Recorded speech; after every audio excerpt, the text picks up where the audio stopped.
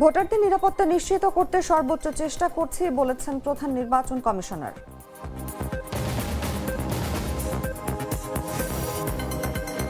একাত্তরের স্বাধীনতা রক্ষা করেছে ২৪-এর ছাত্র আন্দোলন, মন্তব্য তারেক রহমানের।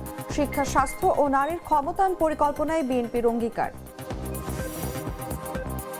রাজনীতির কেন্দ্রবিন্দুতে ঢাকা ৮ আসন, মির্জা আব্বাস বনাম নাসির উদ্দিন পাটোয়ারি। ভোটাররা চান সারা বছর পাশে থাকা কার্যকর নেতৃত্ব। ভয়াবহ তুষার ঝড়ের কবলে যুক্তরাষ্ট্র, ১৩,০০০ ফ্লাইট বাতিল। টেক্সাস, লুইজিয়ানা সবচেয়ে ক্ষতিগ্রস্ত, জরুরি অবস্থা জারি। এবং বিশ্বকাপ বয়কট করলে নিষেধাজ্ঞায় পড়তে পারে পাকিস্তান। পাকিস্তান চায় হাইব্রিড মডেলে সব ম্যাচ শ্রীলঙ্কায়।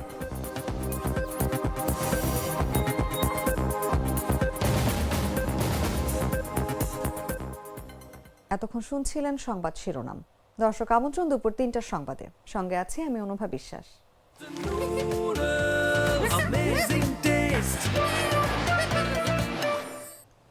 চলে যাচ্ছি বিস্তারিত খবরে। ভোটারদের নিরাপত্তা নিশ্চিত করতে এবং সুন্দর একটা নির্বাচন অনুষ্ঠিত করতে আমরা সর্বোচ্চ চেষ্টা করছি বলে মন্তব্য করেছেন প্রধান নির্বাচন কমিশনার। রবিবার সকালে রাজধানীর ৫ তারকা হোটেলে বিভিন্ন দেশের কূটনীতিকদের সঙ্গে বৈঠক শেষে তিনি একথা বলেন। শুধু তাই নয়, আসন্ন জাতীয় সংসদ নির্বাচন উপলক্ষে সার্বিক প্রস্তুতি, নির্বাচনী প্রক্রিয়া, আন্তর্জাতিক পর্যবেক্ষক নিয়োগ এবং নির্বাচনের স্বচ্ছতা, আইন শৃঙ্খলা পরিস্থিতি ইত্যাদি নানা জরুরি বিষয় কূটনীতিকদের অবহিত করতে এই বৈঠক আলোচনা হয়। আমরা দায়িত্ব নেওয়ার পর থেকে এ পর্যন্ত 13 ন্যাশনাল ইলেকশন এন্ড রেফারেন্ডামের জন্য আমরা কি কি প্রস্তুতি নিয়েছি, কি কি কাজ করেছি, এটা তাদেরকে আমরা বুঝিয়েছি। অ্যাট এভরি স্টেজ আমরা আমাদের কর্মকাণ্ড পুরোটা আমরা ব্রিফ করেছি। তারা দে আর ভেরি হ্যাপি। আমরা চাই যে একটা মোস্ট ট্রান্সপারেন্ট একটা ইলেকশন, ক্রেডিবল একটা ইলেকশন, যাতে এখানে কোনো লুকোচুরির কোনো ব্যাপার নেই। এদেরকে আমরা বুঝিয়েছি, সেটা তারা অ্যাপ্রিসিয়েট করেছে। যাদের সাথে আমরা কথা বলেছি অ্যাম্বাসেডাররা, দে আর ভেরি হ্যাপি যে আমরা যে কাজ করেছি, তারা অত্যন্ত খুশি এবং তারা আস্থাশীল যে আমরা ইনশাল্লাহ একটা ক্রেডিবল ইলেকশন আমরা ইনশাল্লাহ উপহার দিতে পারবো ইন এ সেফ এনভায়রনমেন্ট। ওনারা কোয়েশ্চেন করেছেন, পরামর্শ দেন নাই। কোয়েশ্চেন যেমন ধরেন, ওনারা কোয়েশ্চেন করেছিলেন যে আমরা পোস্টাল ভোটের পদ্ধতিটা জানতে চেয়েছেন ওনারা। তারপরে আমাদের ল এনফোর্সমেন্ট এজেন্সির ডেভেলপমেন্ট, কী পরিমাণ লোকজন ডেভেলপমেন্ট হবে, কী প্ল্যান, কার আন্ডারে এগুলো চলবে, ল এনফোর্সমেন্ট এজেন্সি হবে। আমরা বুঝিয়েছি যে এখানে আমরা নিশ্চিদ্র নিরাপত্তার ব্যবস্থা ইনশাল্লাহ আমরা করব।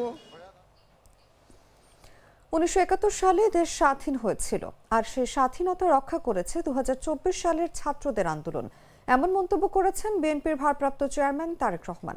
তিনি বলেন, গত ১৬ বছর দেশে বাক স্বাধীনতা ছিল না। দেশের মানুষ পরিবর্তন চেয়েছে, শিক্ষা ব্যবস্থার পরিবর্তন, চিকিৎসার সুবিধা যাতে পায়, রাজনৈতিক অধিকার প্রয়োগ করতে পারে, যে অধিকার তাদের কাছ থেকে কেড়ে নেওয়া হয়েছিল। রোববার চট্টগ্রামের পলো গ্রাউন্ড ময়দানে জন্মসমাবেশে দুপুর ১২টা ৫০ মিনিটে বক্তব্য শুরু করে তারেক রহমান এসব কথা বলেন। বিএনপির ভূমিকা তুলে ধরে তিনি বলেন, বিএনপি একমাত্র দল যারা যতবার ক্ষমতায় এসেছে ততবারই দেশের মানুষের ভাগ্য পরিবর্তনের কাজ করেছে। জনগণের আশা আকাঙ্ক্ষা বাস্তবায়ন করাই বিএনপির রাজনীতির মূল লক্ষ্য। ৭১ সালে দেশ স্বাধীন হয়েছিল, সেই স্বাধীনতাকে রক্ষা করেছে ২০২৪ সালের ছাত্র জনতার আন্দোলন। ছাত্র জনতা কেন সেই আন্দোলন করেছিল? কারণ আমরা বিগত ১৬ বছর ধরে এই দেশের মানুষের রাজনৈতিক এবং অর্থনৈতিক অধিকারকে, বাক স্বাধীনতাকে, ব্যক্তি স্বাধীনতাকে কেড়ে নেওয়া হয়েছিল।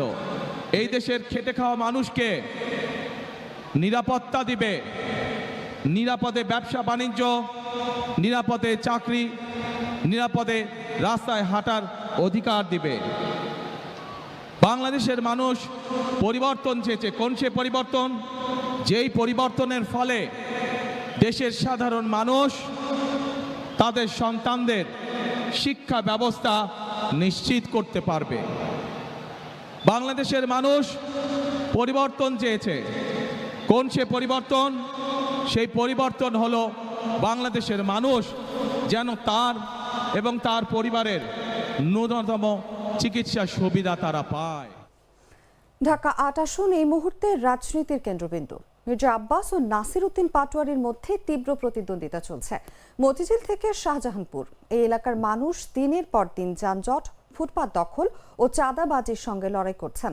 ভোটাররা এবার চান এমন নেতৃত্ব যারা শুধু নির্বাচনের সময় নয়, সারা বছর পাশে থাকবে।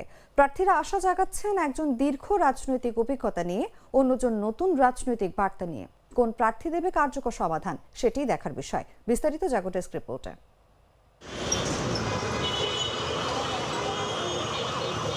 তীব্র যানজট, ফুটপাত দখল আর চাঁদাবাজি, এই তিন বাস্তবতায় প্রতিদিন লড়াই করছেন রাজধানীর প্রাণকেন্দ্র ঢাকা ৮ আসনের মানুষ। এখানকার রাজনীতি মানে শুধু একটি সংসদীয় আসনের হিসাব নয়, বরং পুরো ঢাকার শাসন, চলাচল আর শৃঙ্খলার দিক নির্দেশনা।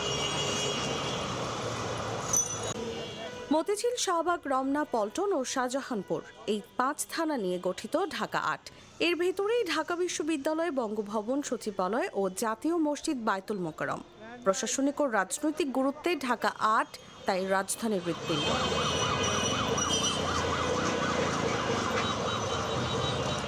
এই আসনের রাজনীতির সঙ্গে গভীরভাবে জড়িয়ে আছে শহীদ ওসমান হাদির নাম।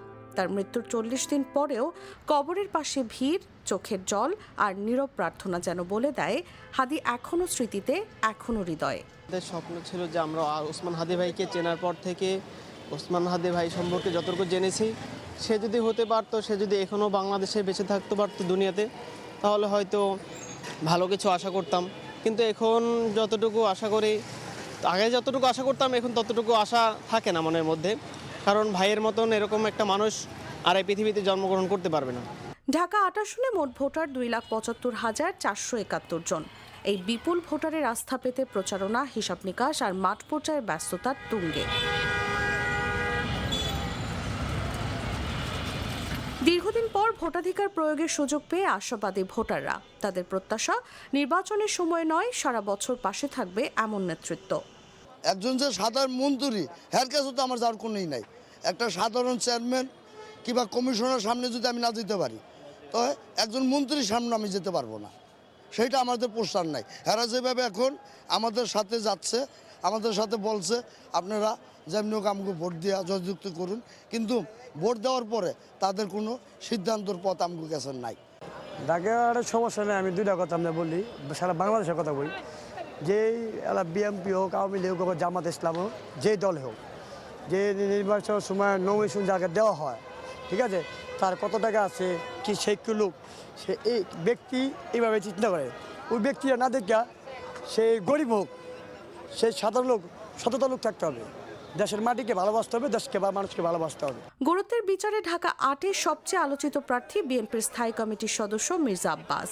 দীর্ঘ রাজনৈতিক অভিজ্ঞতা ও দলীয় অবস্থান তাকে রেখেছে আলোচনার কেন্দ্রবিন্দুতে। অন্যদিকে পরিবর্তনের বার্তা নিয়ে ভোটারদের কাছে পৌঁছাতে মাঠে নেমেছেন এনসিপি নেতা নাসির উদ্দিন পাটোয়ারি। আমাদের যারা শ্রমিক শ্রেণী রয়েছে, এই শ্রমিক শ্রেণী দীর্ঘদিন রাজনৈতিক যে ডিসিশন মেকিং সেখান থেকে বঞ্চিত করা হয়েছে এবং বিভিন্ন দলের যে প্রার্থীতা ঘোষণা করা হয়েছে সেখানেও শ্রমিকরা ন্যায্য তাদের যে হিস্সা সেটা বুঝে পায় নাই। আমরা আশা করি যে জাতীয় নাগরিক পার্টি থেকে আমরা ভোকাল থাকবো।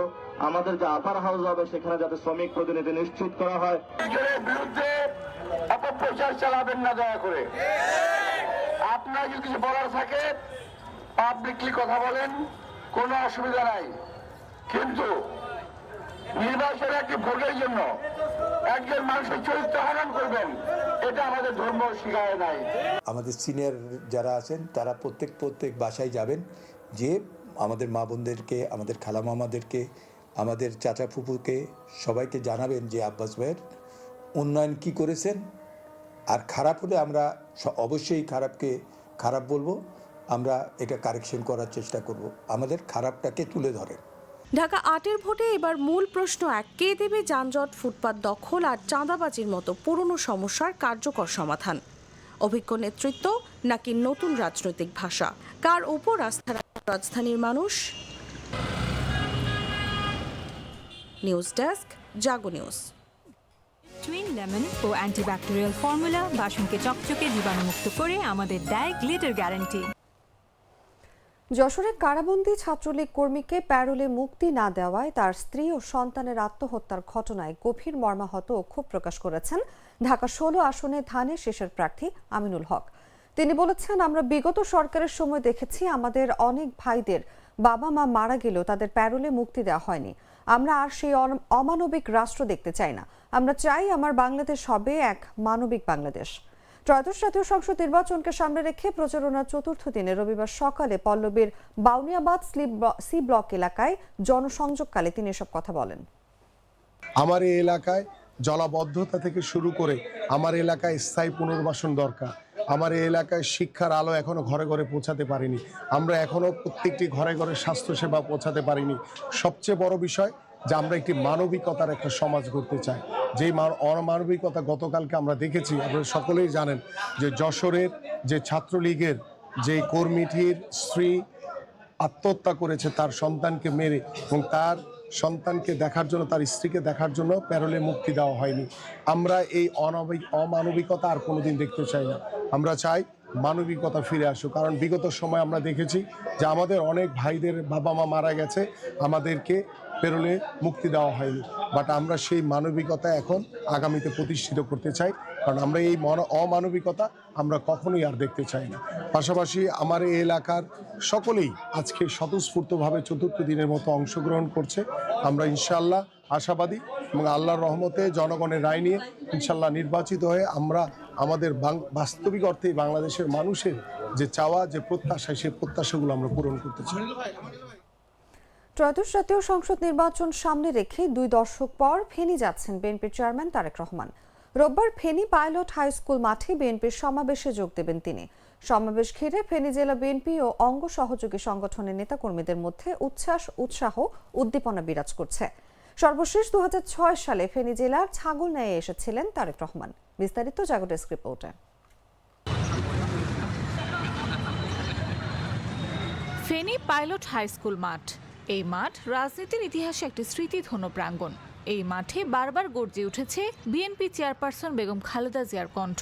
সাক্ষী থেকেছে বৃহত্তর নোয়াখালীর মানুষের আবেগ, প্রত্যাশা ও রাজনৈতিক জাগরণের গল্প। অসংখ্য জনসমাবেশে মানুষের ঢল নেমেছে এই মাঠে। সময়ের পরতে পরতে পাইলট স্কুল মাঠ তাই খালেদা জিয়ার স্মৃতির সঙ্গে অঙ্গাঙ্গিভাবে জড়িয়ে আছে রাজনৈতিক ইতিহাসের এক জীবন্ত দলিল হয়ে।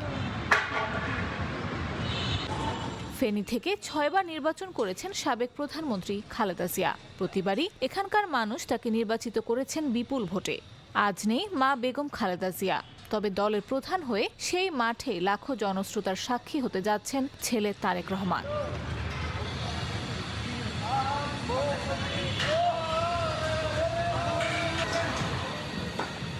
দুই দশক পর নানাবাড়ি ফেনীতে যাচ্ছেন বিএনপি চেয়ারম্যান তারেক রহমান। তার আগমন ঘিরে শহর থেকে প্রত্যন্ত গ্রাম পর্যন্ত ছড়িয়ে পড়েছে উৎসাহ, উদ্দীপনা ও উৎসবমুখর আবহ। তারেক রহমানকে বরণে প্রস্তুতি নিচ্ছেন নেতাকর্মীরা। যেহেতু তিনি অনেকদিন পর ফেনী আসছেন, আবার এই ফেনী হচ্ছে ওনার মায়ের নির্বাচনী এলাকা। অন্যদিকে এই ফেনীতে ওনার মা বাবার অনেক স্মৃতিবিজড়িত বিষয়গুলো এখানে আছে। আর ফেনী মানুষ সবসময় বিএনপিকে ভালোবাসে, ধানের শীষকে ভালোবাসে। তারেক রহমান আমাদের নেতা নয়, শুধু ফেনীবাসীর বাগিনা হিসেবে পরিচিত। যেহেতু আমাদের ম্যাডাম নাই, গত 17 বছর এখানে কোনো উন্নয়ন, খালেদা জিয়ার এলাকা বলে কোনো উন্নয়ন হয় নাই। জনগণ প্রত্যাশা করে এবং তারেক রহমানের মাধ্যমে ম্যাডাম যেই অসম্পূর্ণ কাজগুলো সেটা সমাপ্ত হবে ইনশাল্লাহ আগামীতে। তারেক রহমান দলের চেয়ারম্যানের দায়িত্ব নেওয়ার পর ফেনীতে এটি তার প্রথম কর্মসূচি। সমাবেশে ব্যাপক সংখ্যক লোকজনের সমাগম ঘটানোর প্রস্তুতি নিয়েছে বিএনপি। আমাদের যে দেশনায়ক তারেক রহমান ফেনী আসছেন, এই ব্যাপারে ফেনীর জনগণ অত্যন্ত খুশি। আমরা সাধারণ কর্মী, আমরা অনেক আনন্দিত, উজ্জীবিত। আমরা ওনার আশাকে কেন্দ্র করে আমরা বিপুল প্রস্তুতি নিয়ে আজকে ফেনীতে উপস্থিত হয়েছি। এর আগে 2006 সালে ফেনী জেলার ছাগলনাইয়ায় এসেছিলেন তারেক রহমান। তখন ছাগলনাইয়ার বিশিষ্ট শিল্পপতি এম এ কাশিমের পুত্র তারেক স্মৃতিবৃত্তি প্রদান অনুষ্ঠানে যোগ দিয়েছিলেন তিনি। প্রায় 20 বছর পর ফেনীতে আসছেন তিনি। নিউজ ডেস্ক, জাগো নিউজ। দুধার চকলেটে একাকার হয়ে ওঠা প্রাণ লেয়ার। প্রাণ লেয়ার, সম্পর্কের মিষ্টি ম্যাজিক। জানাবো আন্তর্জাতিক সংবাদ।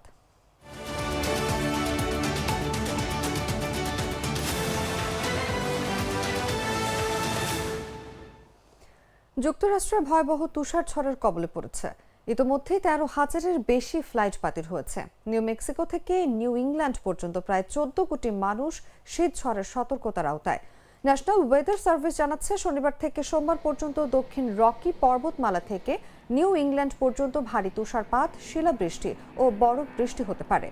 আবহাওয়াবিদরা সতর্ক করেছেন বরফ ধীরে গলবে, ফলে উদ্ধার ও পুনরুদ্ধার কার্যক্রম ব্যাহত হতে পারে। প্রেসিডেন্ট ডোনাল্ড ট্রাম্প 1 ডজন অঙ্গরাজ্যে জরুরি অবস্থা জারি করেছেন। ফেডারেল ইমার্জেন্সি ম্যানেজমেন্ট এজেন্সি ত্রাণ সামগ্রী ও উদ্ধার দল মোতায়েন করেছে। বিদ্যুৎ বিচ্ছিন্ন হয়েছে লক্ষাধিক বাড়িতে। টেক্সাস ও লুইজিয়ানা সবচেয়ে বেশি ক্ষতিগ্রস্ত। বড় বিমানবন্দরগুলোতে ফ্লাইট বাতিল হয়েছে। স্কুল, বিশ্ববিদ্যালয় বন্ধ এবং নানা বড় ইভেন্ট বাতিল করা হয়েছে। এই শীতঝড়ের বিস্তৃতি ও তীব্র শৈত্যপ্রবাহ উদ্বেগজনক।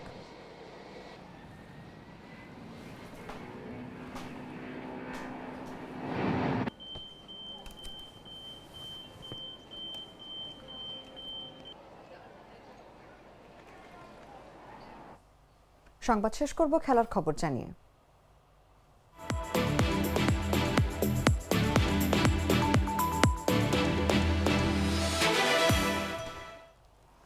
আইসিসি বাংলাদেশকে টি-20 বিশ্বকাপ থেকে বাদ দেওয়ার ঘটনায় পাকিস্তান ক্রিকেট বোর্ডের চেয়ারম্যান মহসিন নাকভি হুঁশিয়ারি দিয়েও কড়াভাবে নেয়নি।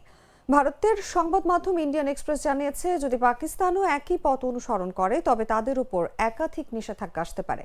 দ্বিপাক্ষিক সিরিজ বাতিল, পিএসএল এ বিদেশি খেলোয়াড়দের জন্য নো অবজেকশন সার্টিফিকেট না দেয়া এবং এশিয়া কাপে অংশগ্রহণের সুযোগও বাতিল হতে পারে। নাকভি অভিযোগ তুলেছেন, আইসিসির দ্বৈত মানদণ্ডের কারণে বাংলাদেশের সঙ্গে অন্যায় হয়েছে। পাকিস্তান বিশ্বকাপে অংশ নেবে কিনা সে সিদ্ধান্ত সরকারের সর্বোচ্চ পর্যায়ে হবে। তবে নাকভি আইসিসির কাছে বাংলাদেশের জন্য হাইব্রিড মডেল প্রণয়ন করতে অনুরোধ জানিয়েছেন, যাতে বাংলাদেশও সব ম্যাচ শ্রীলঙ্কায় খেলতে পারে। যদিও পাকিস্তান বাংলাদেশকে সমর্থন জানালেও ইতোমধ্যেই আইসিসি বাংলাদেশকে বাদ দিয়ে স্কটল্যান্ডকে অন্তর্ভুক্ত করেছে।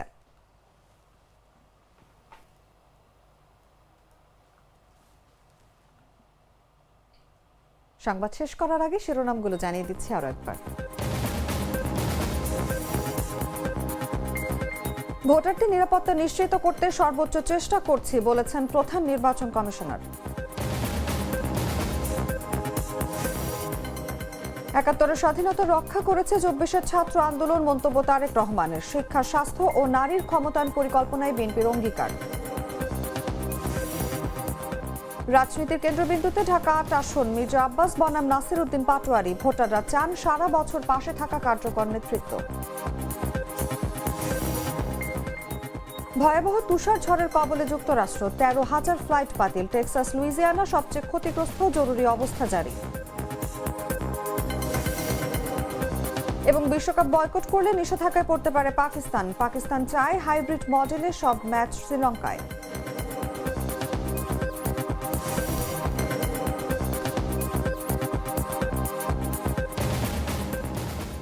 দর্শক, এই ছিল এখনকার মতো। এরপর বিকেল ৫টায় দেখবেন দেশজুড়ে সংবাদ। প্রতি মুহূর্তে সর্বশেষ খবর জানতে ভিজিট করুন jagonews24.com। ফলো করুন আমাদের ভেরিফাইড ফেসবুক পেজ এবং সাবস্ক্রাইব করুন জাগো নিউজের ইউটিউব চ্যানেল। ধন্যবাদ সবাইকে।